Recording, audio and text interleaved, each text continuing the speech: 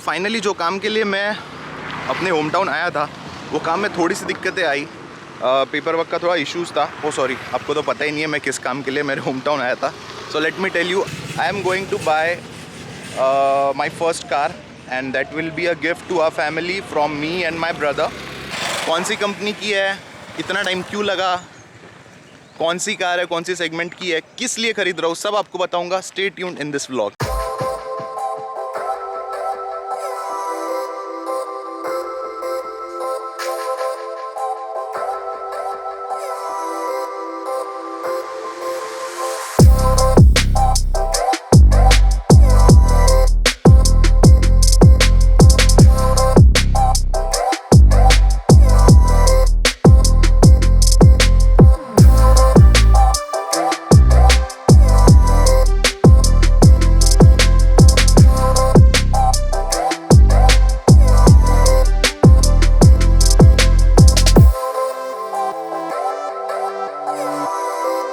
हम खड़े हैं अभी अमरावती के बालाजी मंदिर के सामने और बहुत सारे 2 मंदिर के अभी तक दर्शन हो गए और घर वालों को अभी तक कोई चैन नहीं है। इसके बाद और 2 मंदिर, पता नहीं कितने मंदिर जाने पड़ेंगे, बट ठीक है, लेट्स सी आगे कितने मंदिर जाते हैं हम लोग। कार का डिलीवरी जो एक्सपेक्टेड था वो था दशहरे पे, नहीं आई, दिवाली पे नहीं आई, क्रिसमस पे नहीं आई,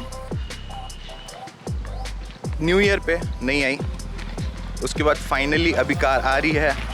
थोड़ा डिले कर सकते थे, मम्मी पापा का एनिवर्सरी था, लेकिन मैंने सोचा कि अभी डिले करना सही नहीं रहेगा क्योंकि फाइनली इतनी लेट कार आ रही है। अब आपका क्वेश्चन होगा कि मैं इस कार के लिए इतने महीनों से वेट क्यों कर रहा था। इसके 2 रीज़न है।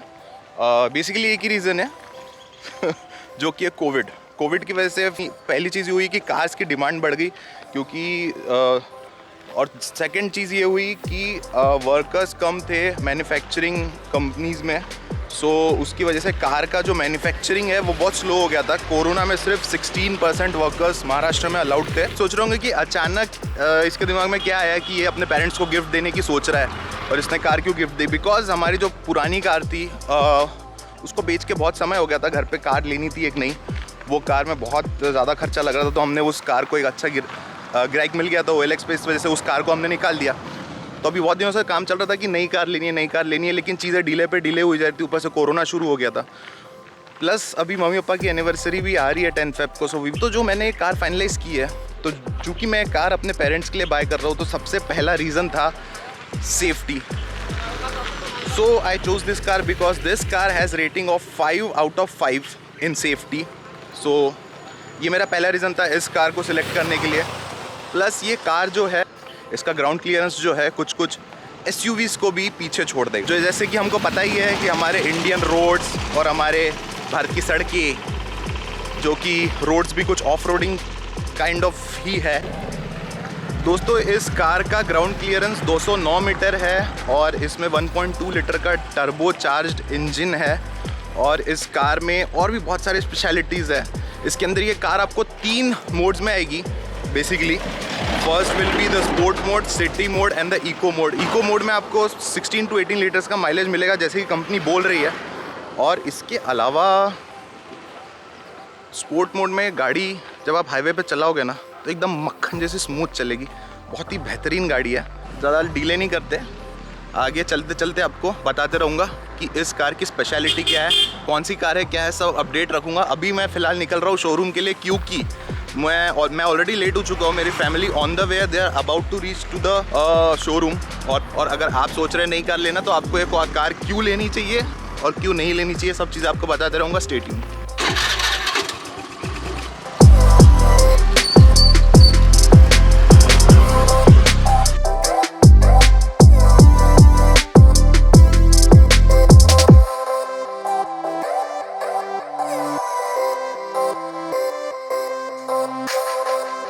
मैं सीधे शोरूम जा रहा था, लेकिन कुछ काम आने की वजह से मुझे अपनी साइट पे आना पड़ा।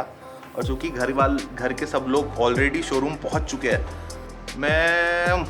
आई was the only one who was nearby to the site, so I have to come here. तो मैंने सोचा जब तक मेरा यहाँ पे काम नहीं होता है, तब तक मैं आपको गाड़ी के बारे में थोड़ी और डिटेल्स बता दूँ। गाड़ी का नया मॉडल, फेसलिफ्ट मॉडल अभी 2020 में लॉन्च हुआ है। और गाड़ी की एक बात अच्छी है कि ये गाड़ी में आप बेसिक मॉडल से लेके टॉप मॉडल तक अगर जाए तो गाड़ी में सेम इंजन आपको मिलेगा। कोई इंजन में चेंज नहीं है, कोई लुक में चेंज नहीं है, बॉडी में चेंज नहीं है। जैसे कि अगर इसकी एक हिंट दूंगा, इसकी कॉम्पिटिटर जो है सोनेट या हिंडई की वेन्यू, उसमें आप अगर बेसिक वेरिएंट से लेके टॉप वेरिएंट तक जाओ तो आपको पूरा इंजन चेंज मिलेगा। कहीं कहीं पे मतलब जो सेफ्टी रेटिंग्स भी उसकी दी हुई है वो टॉप मॉडल की है, ना कि बेसिक मॉडल की। सो ये चीज़ इस गाड़ी के बारे में अच्छी है कि इसका बहुत बड़ा हिंट दे दिया है आपको। वैसे इसका बेसिक मॉडल से लेकर टॉप मॉडल तक वेरिएंट जो है उसका सेफ्टी रेटिंग सेम है, 5/5। जैसे कि अगर आप इसे कॉम्पिटिटर की बात करो तो कॉम्पिटिटर्स में टॉप मॉडल या टॉप सेकंड मॉडल में ही सनरूफ अवेलेबल है, लेकिन इसमें ऐसा कोई कंपलसरी नहीं है। इसमें सनरूफ 10 लाख के अंडर जस्ट 10 लाख के अंडर मुझे सनरूफ मिला है। एक रीज़न ये भी था कि मैंने और मेरे भाई ने सोचा कि अपने मम्मी पापा को कुछ गिफ्ट दे सकते हैं। जनरली हम लोग बस मम्मी पापा से गिफ्ट लेते रहते हैं और कभी उनको कोई गिफ्ट देते नहीं है।